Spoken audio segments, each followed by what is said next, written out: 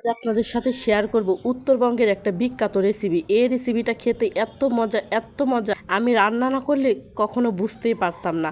এখন তো আমি আফসোস করছি এটা আমি আগে কেন রান্না করলাম না। সেজন্যই আজকে রেসিপিটা আপনাদের সাথে শেয়ার করব। সেজন্য অবশ্যই আপনাদেরকে রেসিপিটা দেখতে হবে। সেজন্য আমি প্রথমেই ডিম ভেজে নিব, কারণ এটার জন্য ডিম লাগবে। তাই আমি 2টা ডিম ভেজে নিব। আমরা যত মানুষ 3 জন, তাই 3টা করে নিলাম।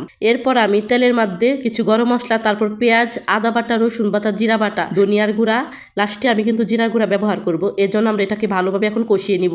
সবকিছু দিয়ে ভালোভাবে কষিয়ে নিব। এটাকে কষানোর পরে দিয়ে দিব হলুদের গুঁড়া, মরিচের গুঁড়া। আগে থেকে আমি আলু সিদ্ধ করে ম্যাশ করে রেখেছিলাম, সেটা এখন দিয়ে দিব। এই তো দেখেন আমাদের প্রায় কষানো হয়ে গিয়েছে। এরপর আমি পানি দিয়ে দিব। এরপর আমি এখানে ডিমগুলা দিয়ে দিব ভালোভাবে। কিছুক্ষণ জাল করার পরে এটার কালারটা দেখেন। আর এটা রান্না করার পরে এখন আমি এটাকে ভেজে তারপর এখানে বাগার দিয়ে দিব। এরপর এটাকে একটু ভালোভাবে লাড়াচাড়া করে কষিয়ে নিব। পানি দেওয়ার পরে কিছুটা কাঁচামরিচ দিয়ে দিব। দিয়ে এটাকে এখন ভালোভাবে জাল করে নিব। ডিমগুলা দেওয়ার পরে কিছুক্ষণ জাল করে নিব। ওটা দিয়ে দিব। এরপর ধনিয়া পাতা দিয়ে দিব। দিয়ে এটাকে ভালোভাবে জাল করে দিব। এত সুন্দর এসেছে। কিছুটা বাগার দিয়ে দিব। সেজন্য আমি রসুন আর পেঁয়াজ আর একটা শুকনা মরিচ দিয়ে দেখেন এটার কালারটা এত সুন্দর এসেছে। আর খেতে যে এত মজা লেগেছিল, আমি রান্না করার সাথে সাথে দেখেন ভাত নিয়ে খেয়ে ফেলেছি। আমার কাছে এত ভালো লেগেছে।